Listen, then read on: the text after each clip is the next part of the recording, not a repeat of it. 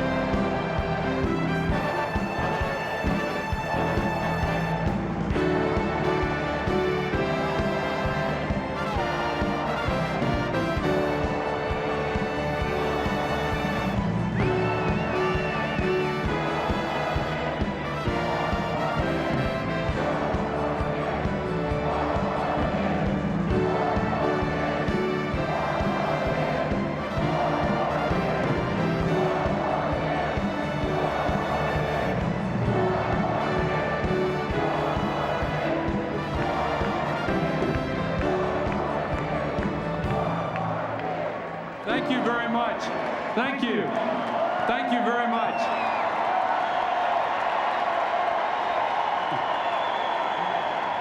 Thank you very much, ladies and gentlemen. Thank you very much. 4 years ago, you gave me your nomination to be Vice President. Tonight, I want to say from the bottom of my heart, thank you for the opportunity to serve our country and for the privilege of working beside a president who has done so much to lift the lives of America's families.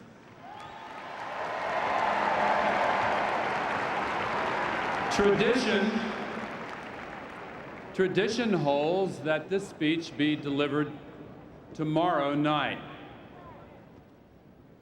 But President Clinton asked me to speak tonight. And you can probably guess the reason why. My reputation for excitement.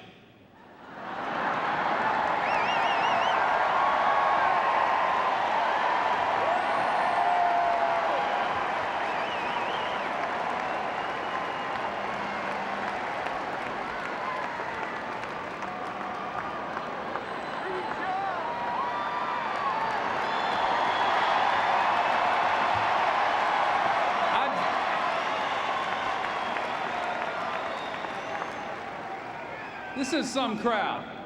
I've been watching you doing that Macarena on television. And if I could have your silence, I would like to demonstrate for you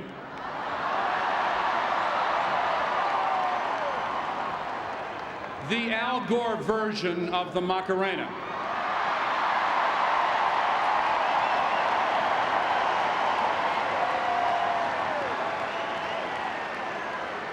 Would you like to see it again?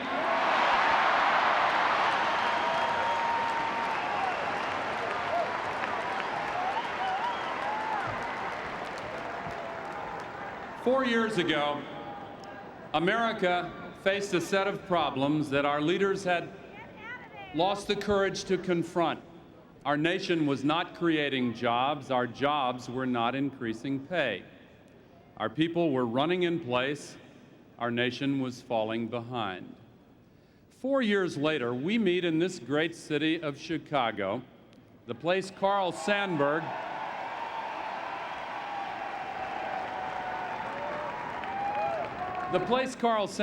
called the city of the big shoulders, with lifted heads so proud to be alive and strong.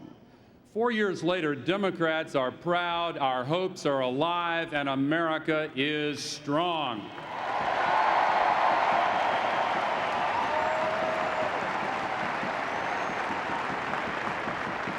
Bill Clinton's leadership is paying off. How can you tell? by what the American people have achieved themselves. Just look at what all of us have created together these last 4 years. 10 million new jobs, a deficit cut in half. A smaller, leaner, reinvented government working better and costing less. Unemployment and inflation both down. Record exports, wages on the rise, an economy moving forward.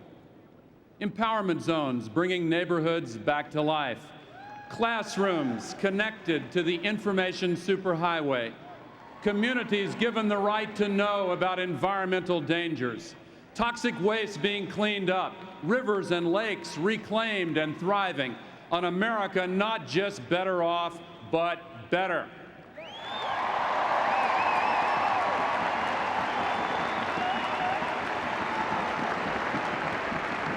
And our strength at home has led to renewed respect abroad. Nuclear missiles no longer targeted at our cities.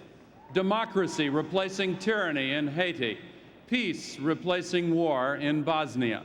Leadership toward reconciliation in Northern Ireland and the Middle East.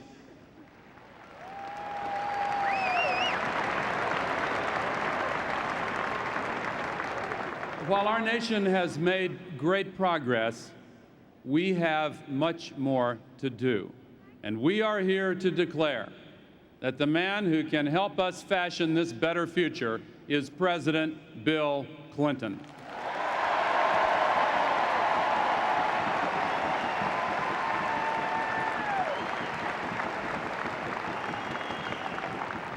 The president's opponent, Senator Bob Dole, is a good and decent man.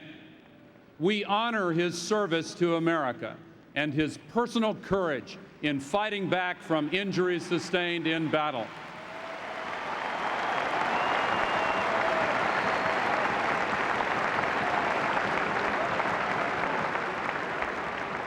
Though we disagree with his ideas, only the unknowing would deny him the respect he deserves. But make no mistake, there is a profound difference in outlook between the president and the man who seeks his office. In his speech from San Diego, Senator Dole offered himself as a bridge to the past. Tonight, Bill Clinton and I offer ourselves as a bridge to the future.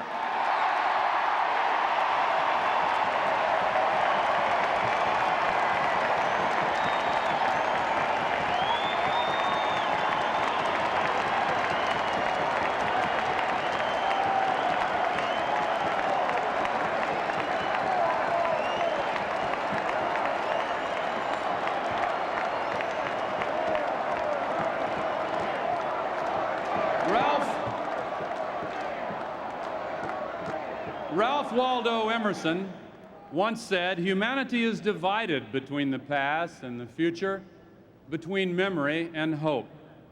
It is easy to understand the nostalgic appeal of the party of memory and the men who lead it. But let there be no doubt, the future lies with the party of hope and the man from hope who leads it.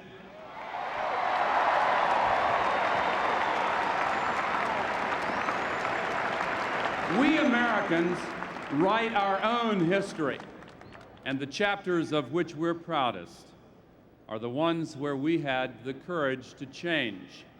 Time and again, Americans have seen the need for change and have taken the initiative to bring that change to life, but always with a struggle, always with opponents. Senator Dole was there. We remember that he voted against the creation of Medicare, against the creation of Medicaid, against the Clean Air Act, against Head Start, against the Peace Corps in the 60s and AmeriCorps in the 90s. He even voted against the funds to send a man to the moon. If he's the most optimistic man in America, I'd hate to see the pessimists.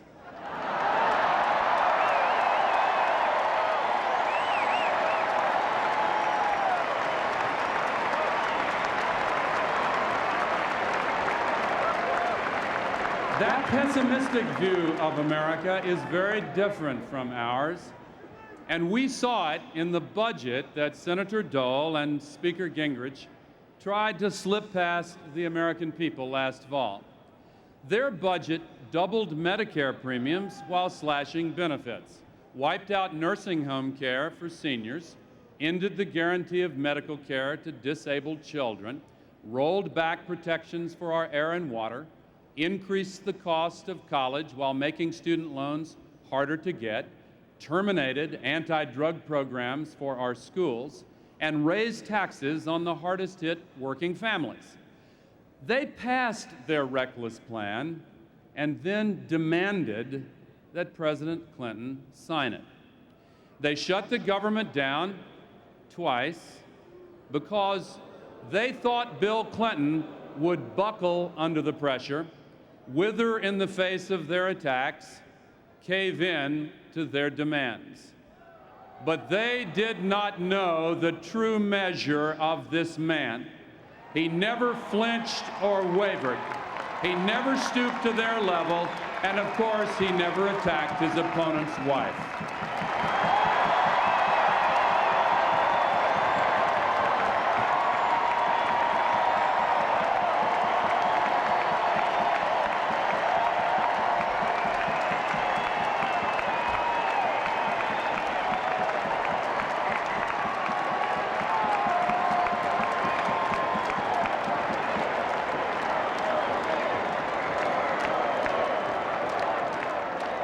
Let me tell you what Bill Clinton did do.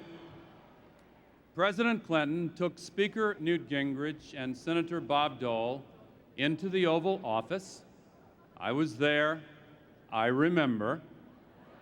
And he said, President Clinton said, as long as I occupy this office, you will never enact this plan, because as long as I am president, I won't let you.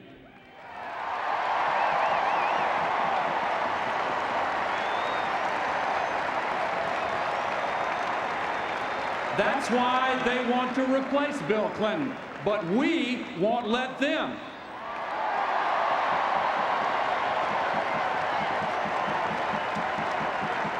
They want someone in that Oval Office who will rubber stamp their plan. That's why they want to replace Bill Clinton, but we won't let them. They want a president who will appoint the next 3 justices of the Supreme Court so they can control all 3 branches of government and take away a woman's right to choose. That's why they want to replace Bill Clinton, but we won't let them. They want to give health insurance ripoff artists a license to change Medicare to let this program for our seniors wither on the vine. That's why they want to replace Bill Clinton, but we won't let them. They want to outlaw all affirmative action and many other measures to reach out to those who want to reach up. That's why they want to replace Bill Clinton, but we won't let them. They want to cut education and undermine our schools, put down teachers instead of lifting up students. That's why they want to replace Bill Clinton, but we won't let them. They want to give free rein to lobbyists for the biggest polluters in America to rewrite our environmental laws, allowing more poison in our air and water, and then auction off our natural wonders piece by piece. That's why they want to replace Bill Clinton, but we won't let them. We will not, we cannot, we must not let them.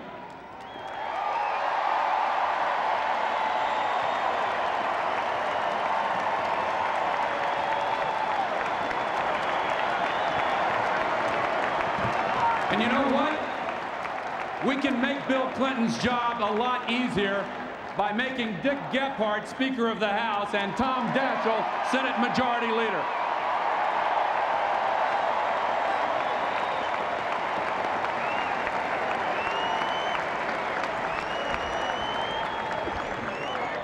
You can judge a president by the enemies he is willing to make. You know someone who's been attacked as much as Bill Clinton is doing something right. America has never changed without a president willing to confront the status quo and take on the forces of greed and indifference. It has changed only when we have had a president with the vision to tackle the real problems that really matter to our families. That's what this president has done, because families don't eat or breathe political slogans. They thrive or fail according to how they handle each day's challenges. When your alarm goes off in the morning, if your family is like mine, everybody starts rushing around getting ready for school and work.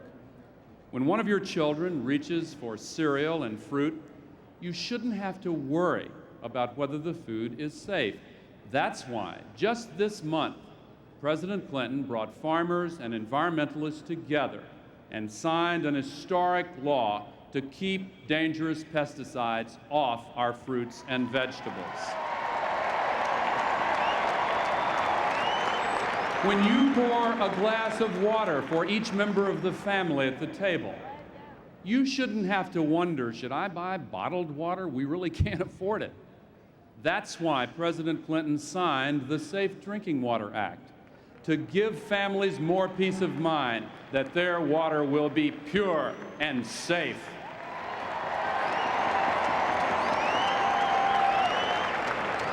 When you notice your child staring at a television set and watching violent and explicit images he or she is not old enough to handle, you shouldn't be forced to choose between throwing the TV out of the house and monitoring every second that child watches. That is why, last month, the president persuaded the broadcasters to agree to air 3 hours of quality children's educational programming every single week.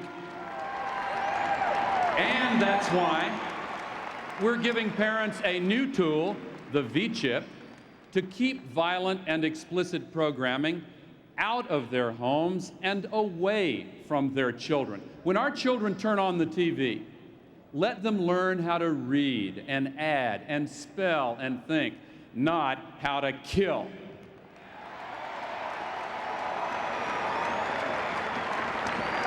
If one of your children has an operation or some other serious health problem, you shouldn't have to choose between taking care of that child or keeping your job. That is why Bill Clinton fought to pass the Family and Medical Leave Act so parents can get time off to work to care for a sick child, bond with a newborn, or tend to an aging relative.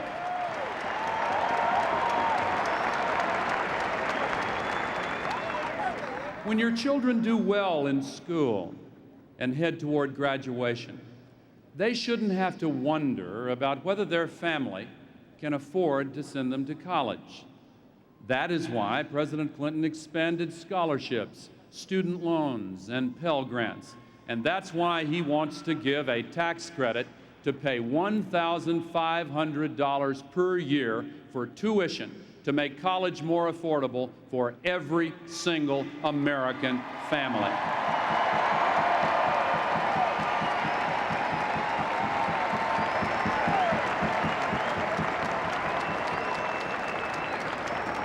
If the business where you work is changing in ways that cause you to think about getting a different kind of job, you ought to be able to get the training and education you need to learn new skills and plan for the future. That's why President Clinton is proposing a tax credit. So if you go to a community college, you can take every single dollar you pay right off your taxes. If you take responsibility, President Clinton will give you the opportunity to learn.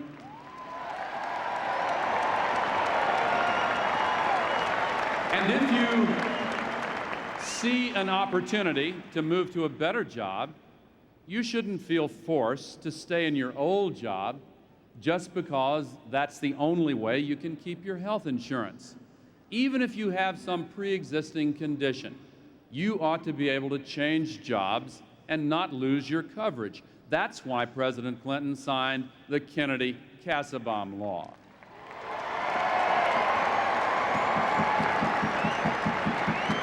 Americans shouldn't have to feel imprisoned in their homes because of crime.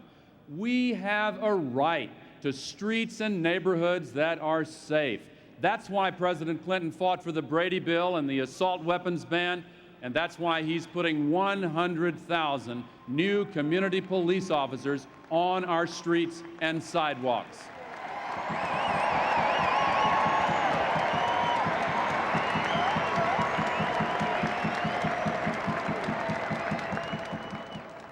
These problems are real, and they must be addressed. It's been a long time since we've had a president so in tune with the issues that touch the real lives of America's families. It's been a long time since we've had a president willing to fight the powerful forces that often seem to stand in the way. Some of the most powerful forces that do the most harm are often hard to see and even harder to understand. When I was a child, my family was attacked by an invisible force that was then considered harmless. My sister Nancy was older than me. There were only the two of us, and I loved her more than life itself. She started smoking when she was 13 years old. The connection between smoking and lung cancer had not yet been established. But years later, the cigarettes had taken their toll. It hurt very badly to watch her savaged by that terrible disease. Her husband, Frank, and all of us who loved her so much tried to get her to stop smoking. Of course, she should have, but she couldn't.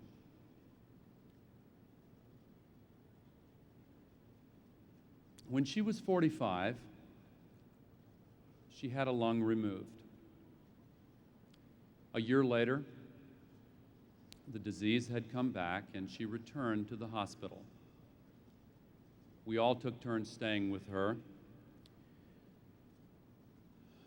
One day, I was called to come quickly because things had taken a turn for the worse.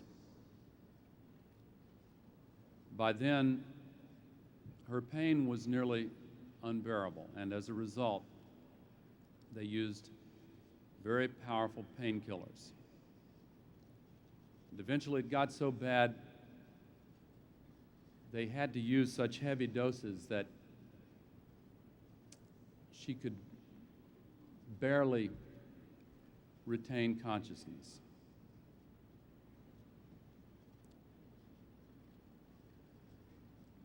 We sometimes didn't know if she could hear what we were saying or recognize us. But when I responded to that call and walked into the hospital room that day, as soon as I turned the corner,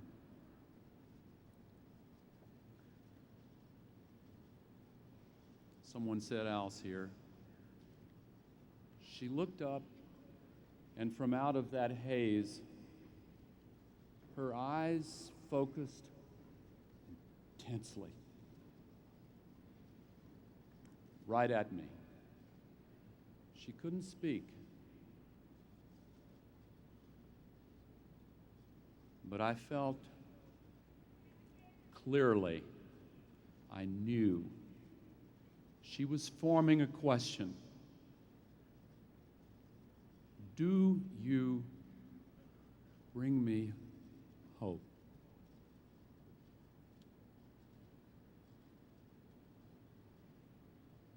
all of us had tried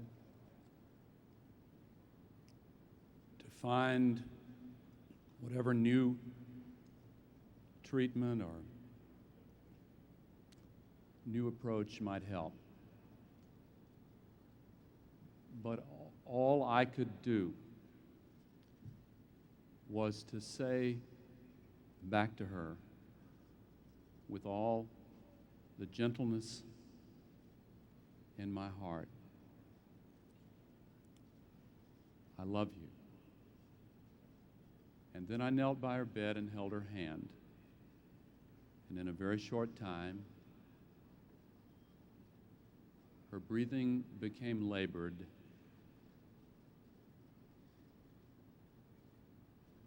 And then she breathed her last breath. Tomorrow morning, another 13-year-old girl will start smoking. I love her too. 3,000 young people in America will start smoking tomorrow. 1,000 of them will die a death not unlike my sister's. And that is why, until I draw my last breath, I will pour my heart and soul into the cause of protecting our children from the dangers of smoking.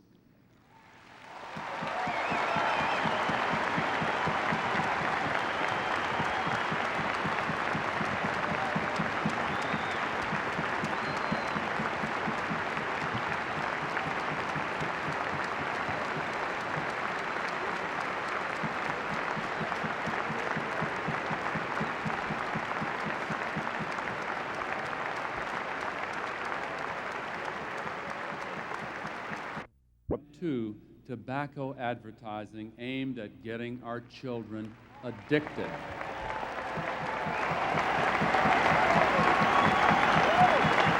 He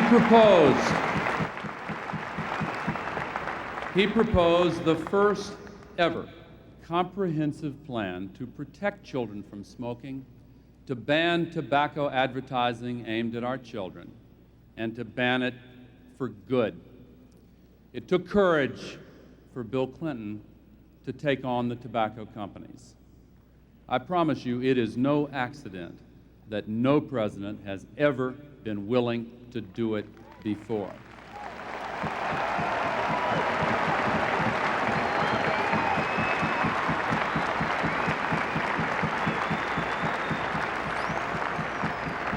But coming from him, that's no surprise. I've seen him get up day after day and make the toughest decisions, and always by asking, what is right for the American people? As a result, with Bill Clinton's leadership, our nation is moving forward with confidence. Americans don't believe our best days are behind us. We see better days ahead because we have the courage to meet our challenges and protect our values.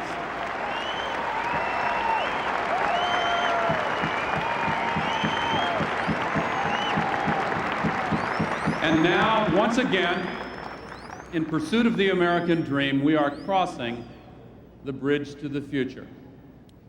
33 years ago, this very day, one American told us about his dream. Martin Luther King Jr. stood in the shadow of the Lincoln Memorial on that August afternoon and described the America that he saw in his mind's eye.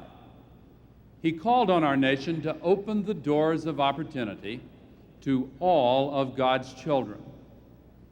How do we build an America worthy of this dream? Is it with brick and mortar? Is it with secondhand smoke and rearview mirrors?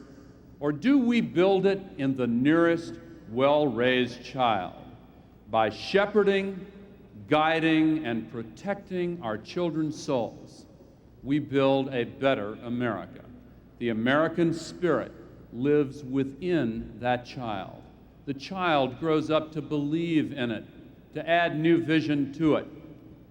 It's not a vision of a distant future, nor of a remote past, but a constant accumulation of our best instincts and our noblest aspirations. From the spirit of our founding fathers to the courage of today's families, it is one vision. It is an American vision. It is the vision of President Bill Clinton. Thank you, God bless you, and God bless America.